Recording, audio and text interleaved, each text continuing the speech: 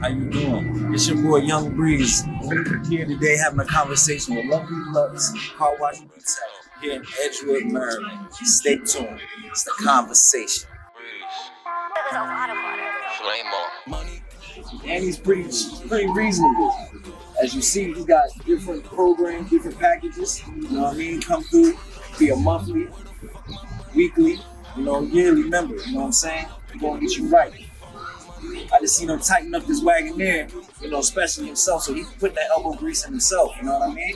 Not everybody doing that. Where the fuck my money go? I don't know what they talking about, but I love picking up this money phone. Hold up, baby, that paper cone. I love picking up this money phone.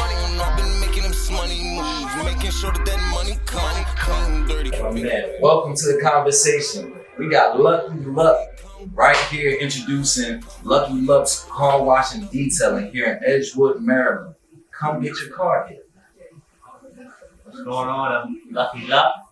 I'm known as Lucky throughout the community. My last name is Luck, so we put it together to make it work. So Luck, man, thank you for inviting us here to your car wash. Thank you for having us, man, and sharing this information. It's really important because as we were talking to the side, a lot of people's light bulbs are starting to flicker. A lot of people are trying to find ways besides basketball, besides hustling, to get out of the trap, get out of the hood, their communities, and do something positive. And I said, who better to show these people, to give them information than the originator himself? To me, really, to be honest, personal but non-personal. It takes sometimes a man to extend his hand for you to get what's going on, for you to get the plan that maybe God has for you. And this man did that for me. He showed me at a very early age that you don't have to hustle, you don't have to sell drugs, you don't gotta do the street thing. You can get big, large quantity of money, doing it the right way. And it was a very odd way, to me at first. But really, it's the natural way, which is being an entrepreneur, having your own business, building your own empire. So we're gonna talk to Lucky about that today, and we're gonna find out how he got it started. So, how old were you when you first started your first business? Well, I was just out of high school. I wanted to know which direction I should take in life. That's what most people do at that grade level of 11 through 12. They start to think about, are they going to go to college? Are they going to go work out in the work field? What are they going to do? So I started thinking, I chose military. I figured it was a quick way to get involved in something that's positive, and they can actually teach me how, in a sense, to be a man, and how to function in society, especially since a lot of times they ship you off somewhere and you're on your own, but you got Big Brother helping you out. So that's basically how I originally got the wisdom and knowledge of, being independent. And then from there, once I got out of the military, I had to choose what I'm gonna do with my career. I was a military cop. I didn't really want to go into the police feeling at the time, so I decided, let me go out and get a couple gigs. And I worked a couple jobs, and it just wasn't my fit. I felt like I needed to be able to be in control of my own destiny. So at that point, I figured, what's the best way to do it but to find a need and to fill that need? And that's when, back in the day, if I could date you, pages was popping. Wasn't no cell phone. Pages. So I figured, hey, why not maybe give it a shot at pages system? So I started my own little company selling pages up in Happy Grace, Maryland, and that's how I got my first start. So why the pager business? What was that? Something that was just an open lane, or you had some connections in it? Why the pager business? Pages was really big, and I was kind of fascinated with it. Everybody seemed to want one. It was the cell phone of the 90s, right? And I was just like, hey, how am I going to get started? So I actually just went ahead, had my own pager, and sometimes in business or trying to create something, it ain't that deep on trying to figure it out. Sometimes you just gotta start from scratch and just do the simple things. Okay. I just looked on the back of my pages, seen the 800 number, and called it and said, hey, I would like to sell some pages. How do I do it? And they was like, well, we'll contact you with a rep. So from there, they hit me back, and I had a choice to make. I was working a job, and I wanted to sell pages. I went ahead and bought 3 pages. Start off with 3. One of my checks. And I said, okay, so now I got to figure out how to market this. And it just so happened one time I was at work, and a guy said, well, you know, at the shopping center, they got a little shopping store open. Maybe you can go and ask for if they're renting it. On my lunch break, I rode up to Hattie Grace and spoke to the manager, the Italian guy, Mr. Eddie. And he told me, hey, man, I'm willing to give you the spot. It's only, you know, at that time, like $800 a month. And I thought to myself, that's something I could probably afford. I didn't have a plan. I didn't have a map. I didn't have a guideline. I didn't have a mentor. I just said, you know what? I'm going to write him a check with the money I don't have right now. So I wrote him a check for $800. And he told me, you can start when the check clears on the 1st. You can start. So at that moment, I went back to work thinking I got my own business and I got my own shop. It was not too big, but it was a good enough shop to start. So I started got me a showcase, put those 3 pages in there, and started working. And thank God, you know, that the community itself was just excited to see a young black man doing something positive, that before I knew it, I started to flip it. I flip it. You know, in our culture, when we talk about flipping, most of the time it's talk about hustling drugs. You know, you get a little product, you want to flip it, you want to keep flipping it. But I was like, I want to stay on the good side. I don't want to put my future in jeopardy. So why don't I learn how to flip it the same way they do it out there in the streets? But I'm going to do it on the positive side. So I started flipping pages. And before long, I went from 3 to having, you know, over 20, 30. And then I went to just branching out and doing different items in my store. And pretty much it just blew up to one of the neighborhood's local stores that a lot of people remember in the 90s. Up to probably 2010. I ran it for about 15 years. Yeah, that's a long time. I remember them days. That was a nice store, a nice place. I want to ask you, how important was it to look on? How important was it for you to look on the back of that pager and just hit the 1-800 number? If I could not, I don't mean to share your business, but if I can remember when I used to work at the shop, I remember that was one thing that impressed me the most, was just the fact of, like you said, it's not the deepness about it. Just you got to start. I remember you had I'm not to talk business, but I remember you had a prepaid service where, you know, nowadays if somebody was to look at that and they would look at how you did it, they would think how smart it was, because you were really just doing something that somebody could have did if they took the extra 5 minutes. You know what I'm saying? And I just want to know, how important was that? Well, one of the steps that I think that was down the road was I got connected into church and into God. But beforehand, I just had something in me was just like, you got this and you can do this. I've always used to walk around, and I would walk my dog at night and be like, I'm gonna open up a business. When I open up business, I'm gonna have a miscellaneous store. I'm gonna do this. This can be big. And how can I make money? What can I do? And I always had this. I was always looking, like a lot of us nowadays. We got something in us that's telling us, like, you can take it to the next level. You got that dream. You got that vision. But you're scared to take that next step. Right. You know, you're scared to walk out there on faith. Right. And some people don't. So I just, when the opportunity came and I seen the pager and I called them and they said, well, yeah, I can send a rep out and we can set this up for you and set that up for you. And I'm thinking, like, is that simple? You know, the main ingredient would have to be time to put in and have a belief in yourself that you can accomplish your goal. So, I mean, I was, I would say about 22 years old, 23 years old, thinking about opening up a store, opening up a business. How am I going to pay the bills? How am I going to pay this and maintain my household life? And I did it. And I worked a job for about another month. And then I was like, I can't do both. So I said, I think if I buckle in every day and work this job, I can make enough money to at least support my household. So I quit my job and I started working every day in the shop, and Lord willing, it continued on. So I always thought it was interesting, the names of your shop. How did you come up with the names of them? I try to incorporate some type of marketing strategy and psychological strategy to everything that I do. Like, what's gonna make something pop? Okay. Not just having a regular name that everybody can look at, but what's gonna make something pop, and how does it identify to yourself? So, of course, my last name is Luck. So the first shop that I opened up became Deluxe Products, which is spelled DELUCKS.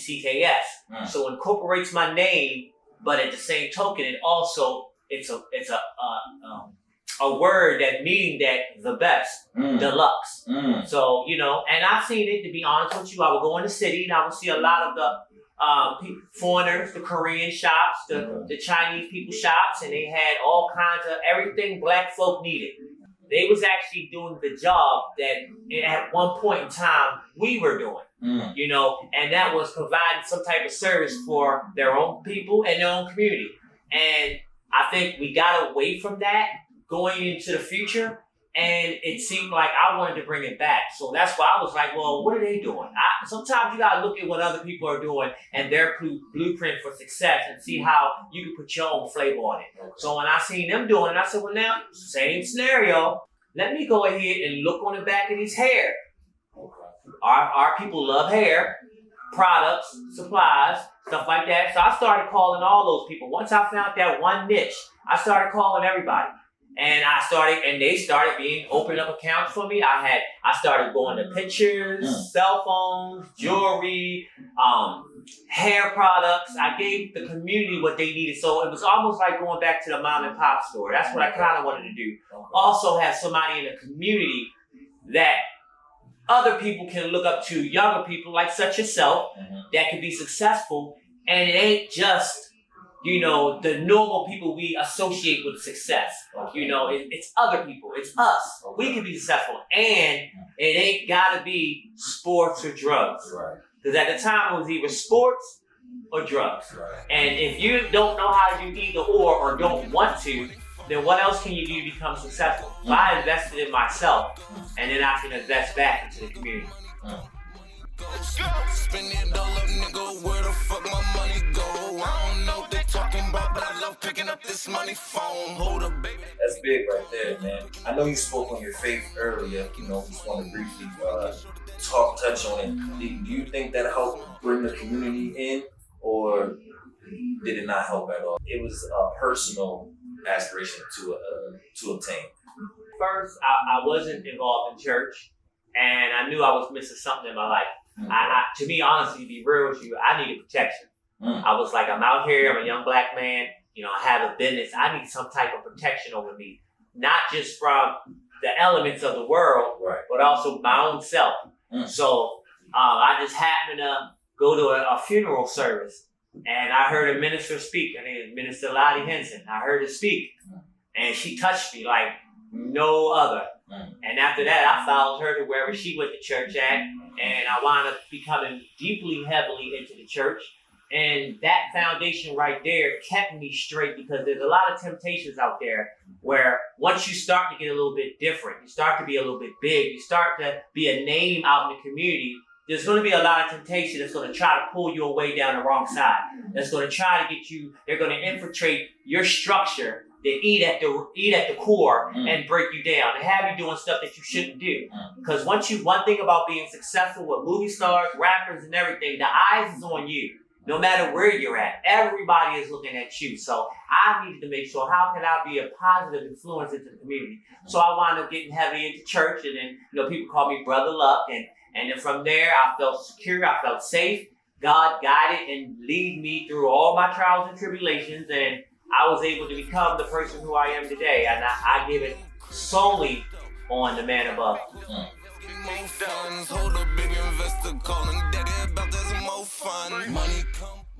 Moving forward, man, I wanted to ask you, obviously, you became successful with the idea worked. You ventured into if I'm correct, you ventured into health and other business ventures. Again, helping the community where they need. Man, it's like Superman. Helping the community where they need. With the assisted living and the what was it called, man? I remember when we used to go to Baltimore and you was helping people get into those. How did you get into that? Another thing wound up coming into my lap. I had a good friend who had a mortgage company, and they used to refi mortgages back in the day before Obama became president. So I started dipping my hand at that to kind of, because sometimes you're going to have to, with your vision, it's just not going to come all right away and everything needs to be there. Sometimes you are going to have to work a job too, even at the middle of the night or overnight while you work at your shop during the day. You're going to have to fund your own dreams sometimes, because you're not going to get too many people out in the world that's going to invest in you. This world became a very about me lifestyle. So I had to sit up there and work other jobs. I was trying to do mortgages or whatever, and it came across me that I started seeing that once Obama took presidency, the housing market crashed, and everybody started losing their homes. There was no hope. There was no way out. At that point, I became a little bit of an influencer in the community. People knew me. They knew me as a trustworthy person, Brotha Love. So when it came down to it, I knew how to work the mortgages. So then I started helping people save their homes. Okay. So that's when I got to sort of flipping houses, Okay. helping people who were in foreclosure or who was about to lose their home, giving them another option to try to get them to save their home. So I started venturing into that, and that's when Obama came in, saved the day, brought everything back to life, and I was able to move in that direction for a couple years. And at the same token, like you were saying, with health, we wound up being stuck with some houses that we couldn't sell. So I was like, well, once again, how can I make this work for me as well as the community? So we decided to start assisted living, where we could start helping the elderly, helping people who didn't have a place to go, giving them an opportunity to have somewhere to live. So we started using those houses to actually house people, and it's one of the things I still do today. I wanted to ask you, how did the pandemic affect you, if at all?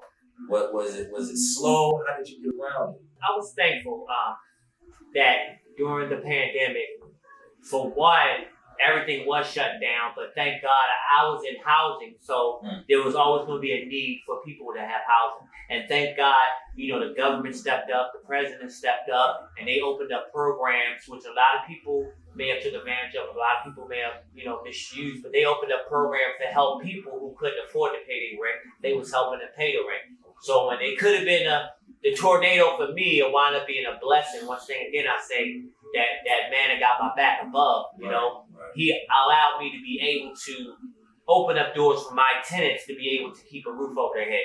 So I was able to get through the pandemic. I was able to get through. I succeeded through, thank God. A lot of people didn't make it, and that's one thing that I say, like, they say that any business is going to survive is going to be within the first 5 years. You're not going to really make a profit for the first 5 because you build a foundation. But after the 5 years, if you survive, then that's when you can start moving forward.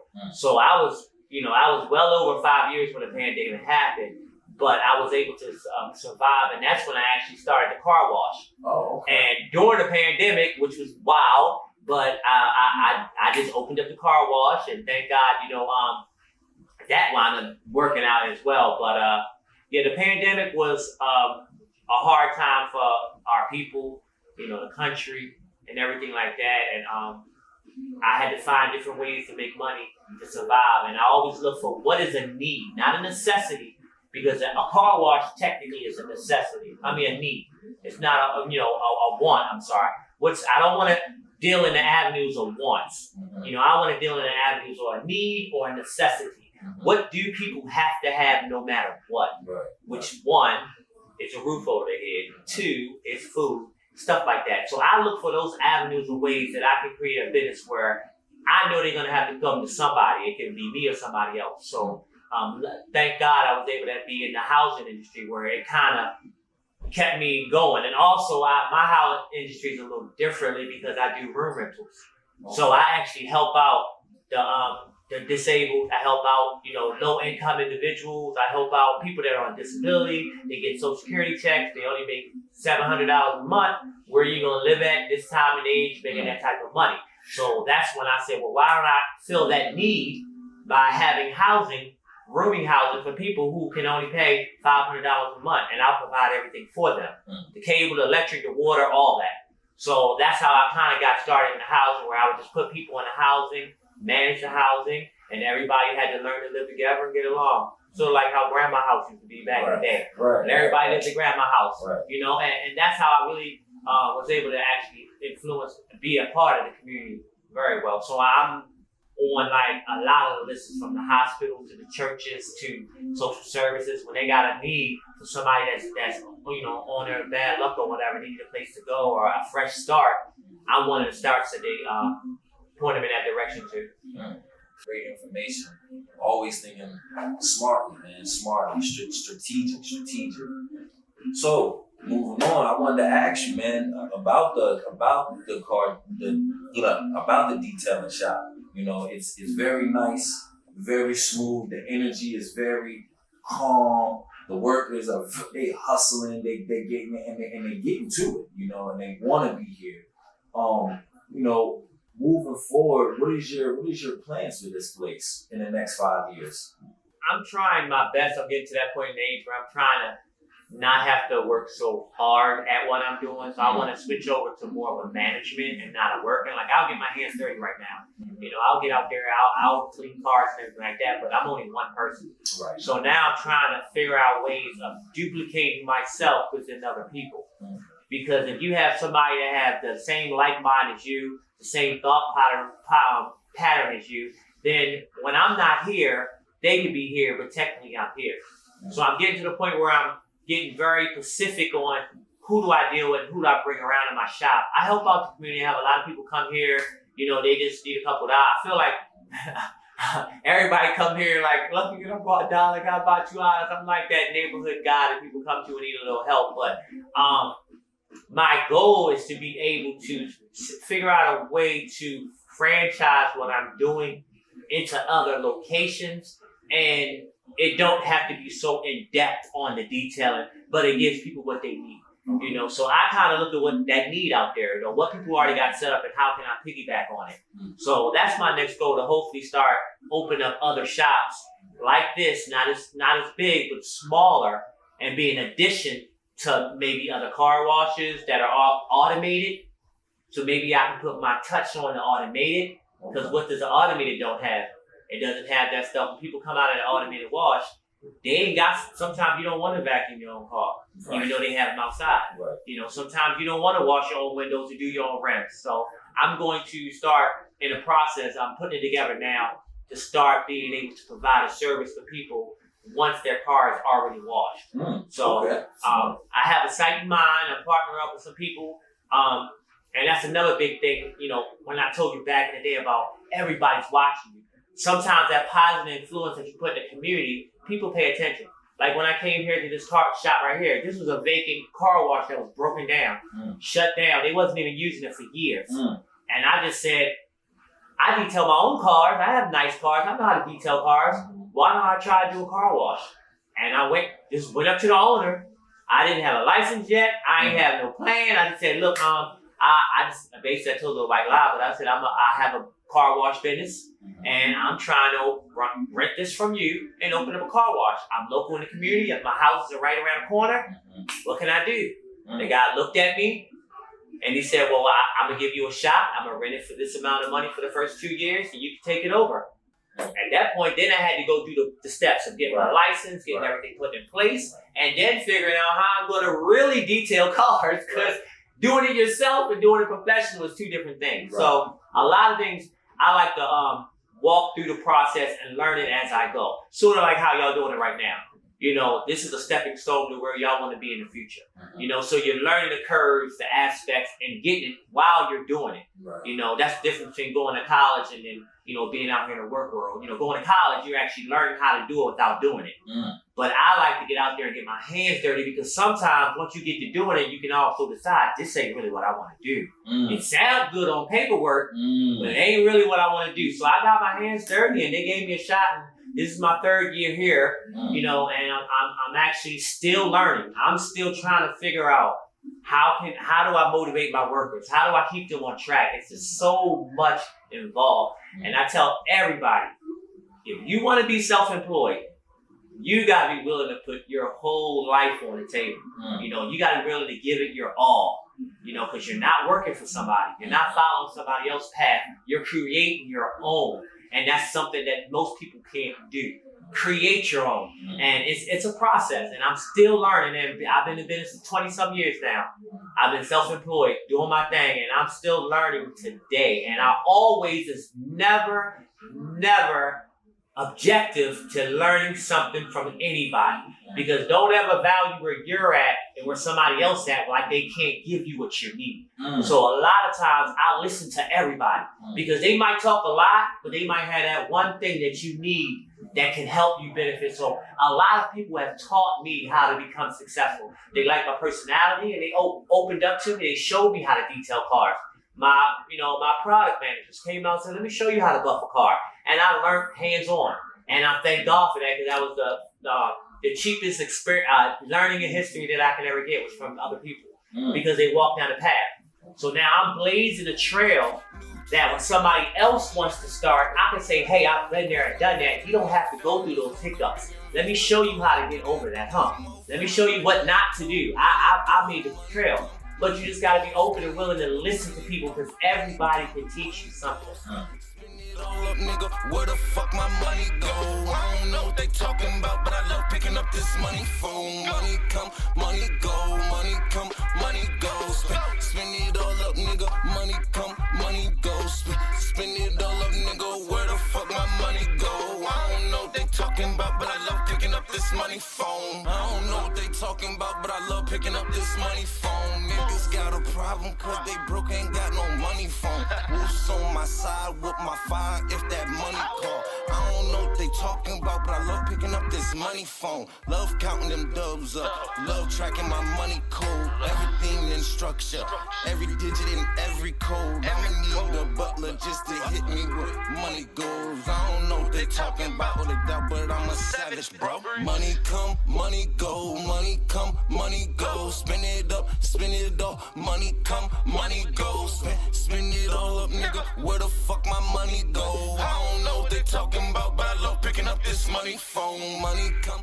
It's your boy Young Breeze. We just had Lucky Luck in Edgewood. Lucky Luck's Car Wash and Detailing, Edgewood, Maryland, Monday through Sunday. Come and get your car washed. Come get it detailed. And like I said, he really puts the elbow grease in it. Car gonna be shining. It's Laurent. It's Young Breeze. Conversation.